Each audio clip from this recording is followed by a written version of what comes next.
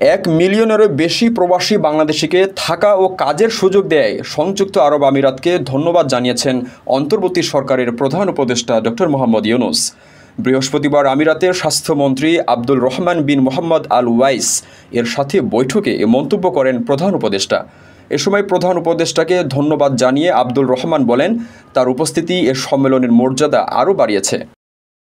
World government সামিটে যোগ দিতেই এই সফরে গেছেন ডক্টর ইউনূস। ফলে আমিরাতের সঙ্গে ভিসা প্রসঙ্গে কোনোরূপ আলাপ আলোচনার কথা ছিল না তার। তবে প্রধান উপদেষ্টার এই সফর ঘিরে প্রবাসীরা আশায় বুক বেঁধেছিলেন। তাদের প্রত্যাশা, সফরে আমিরাতের ভিসা চালুর জন্য অন্তত কর্তৃপক্ষের সঙ্গে আলোচনা করে যাবেন ডক্টর মোহাম্মদ ইউনূস। এদিকে বৃহস্পতিবার দুবাইয়ে ওয়ার্ল্ড গভর্নমেন্ট সামিটে যোগ দিয়ে CNN-এর সাংবাদিক বেকি অ্যান্ডারসনের সঞ্চালনায় এক অধিবেশনে ডক্টর মোহাম্মদ ইউনূস বলেছেন, কিছু সংস্কার বাস্তবায়ন করে যত দ্রুত সম্ভব সরকার নির্বাচন দিতে চায়, যা এ বছরের ডিসেম্বরে হতে পারে। রেমিটেন্স যোদ্ধাদের ঢাকায় বিশেষ ছাড়ে রেডি ফ্ল্যাট দিচ্ছে শতভাগ বিশ্বস্ত ও নির্ভরযোগ্য প্রতিষ্ঠান প্রবাসীর সিটি।